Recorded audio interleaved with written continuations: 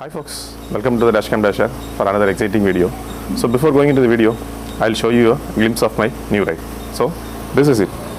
So I'll be revealing my new ride on 5th of June, that is next week. Still then, stay tuned.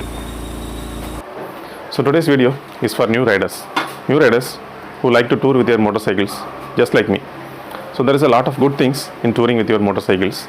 It relieves you of the stress of your 9 to 5 job and gives a lot of good memories to remember in your lives.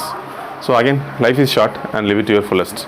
So touring in motorcycle has a lot of inherent risks, and today I'll be sharing my experience and thoughts which will be helpful for new riders who used to tour with their motorcycles.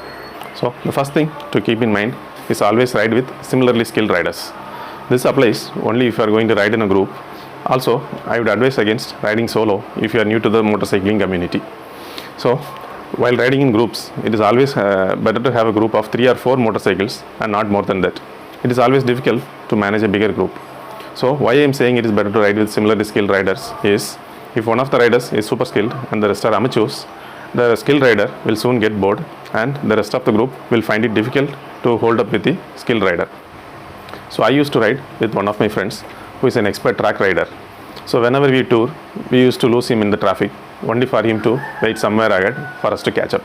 So it is always better to ride with similarly skilled riders, and while riding in a group, remember the most experienced rider should sweep the group from behind and the second most experienced rider lead the group, while the lesser experienced rider, it is better to stay in the middle. Also, one more tip, while riding in a group, always have a zigzag formation so the rider going in front doesn't hide the road for the rider coming from behind.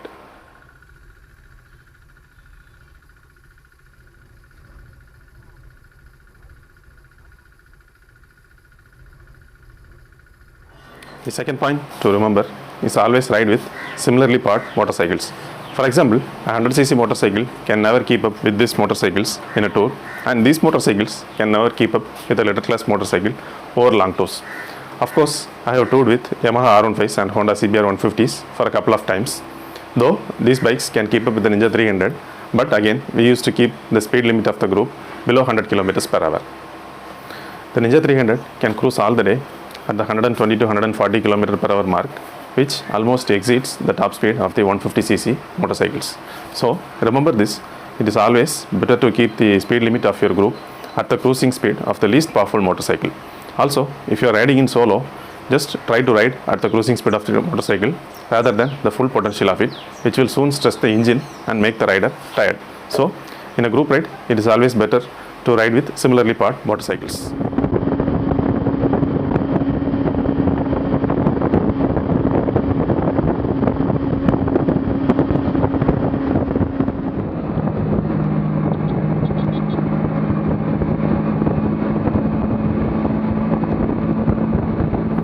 The third thing which we are going to discuss is day or night ride. Here comes the big question, which time it is better to ride, day or night? So some people used to get up early in the morning and would love to ride all the day, while someone like me who doesn't want to get up early in the morning would like to ride all the night. So before going into conclusion, let us discuss some of the advantages and disadvantages of riding in the day and riding in night. So during my initial touring days, I used to ride during night time. Not your 8 p.m. I used to ride well above 11 p.m. So here are some of the advantages of riding in night time. Firstly, there is almost negligible to nil traffic after 12.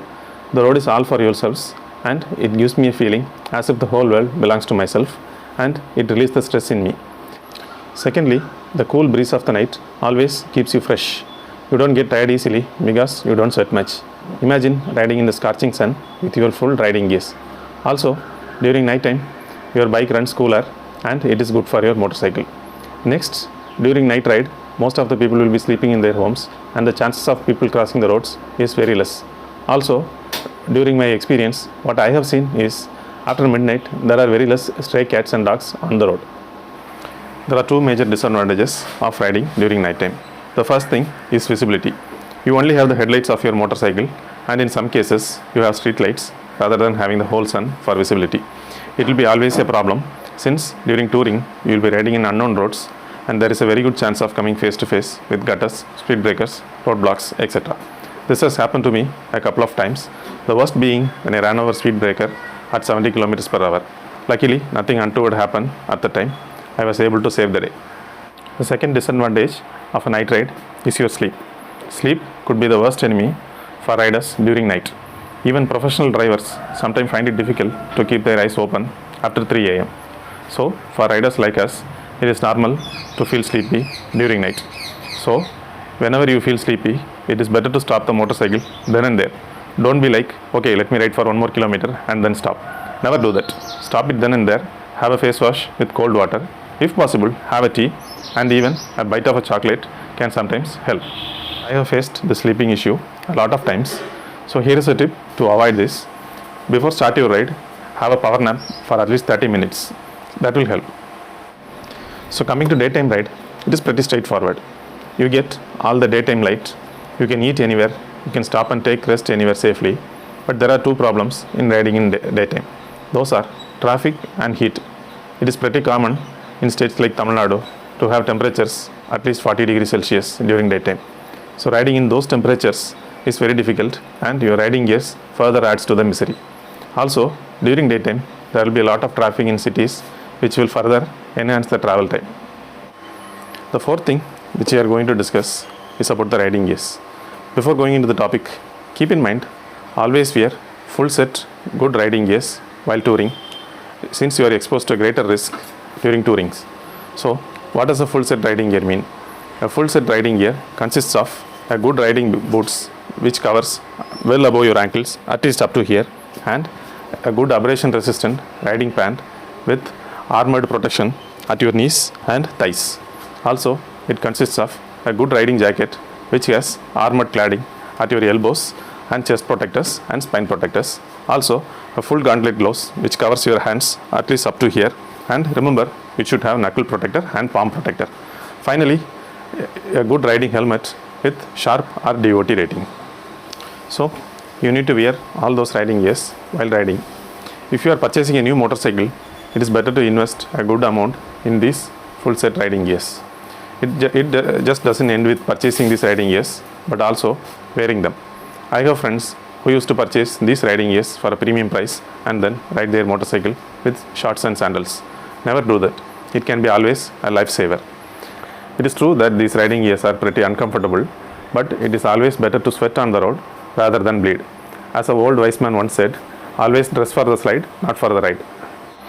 The fifth thing which we are going to discuss is about the things which we need to carry while going for a tour.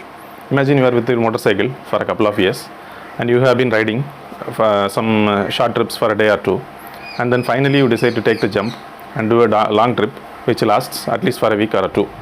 At that time, the question arises, what are the things I have to carry for the trip and how will I carry it? The first and foremost thing you have to do is to purchase a saddlebag. In a 1 day or 2 day trip, a shoulder bag is enough to carry the things we needed, but in a long trip, we need a saddlebag because the shoulder bag cannot accommodate all the things which we need. Also, having a shoulder bag and riding over long distances will cause a stress on your shoulder and will cause pain over the time. So what are the things we need to carry in a saddlebag? The first and foremost, always carry a puncture kit along with a manual tire inflator.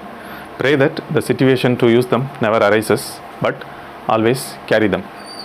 During tours, we may be riding in very remote places where finding a puncture shop may not be possible. Also, remember to carry your chain lubricant. Lubricate your chain for every 500 kilometers. Also, if possible, carry some engine oil and coolant to use in emergency situations. If you are carrying a saddlebag, do not keep your motorcycle documents under your seat. Keep them in the top zip of your saddlebag so that it can be easy to retrieve them to show to the police authorities when the necessity arises. Also, carry a small first aid kit with yourselves. Along with that, also have some over-the-counter medications which may come in handy during fever, cold, diarrhea or vomiting. Personally, I used to carry some painkillers too. Also, for emergency situations, always remember to carry at least a liter of fuel in a fuel container. Also, always tighten your saddlebags with bungee cords if you feel your saddlebag straps are not tight enough to hold it in place. I think I have almost covered everything. Also, do a regular service before starting any trip so that your motorcycle is in good condition. So thanks for watching guys. For any clarification, please feel free to write in the comment section.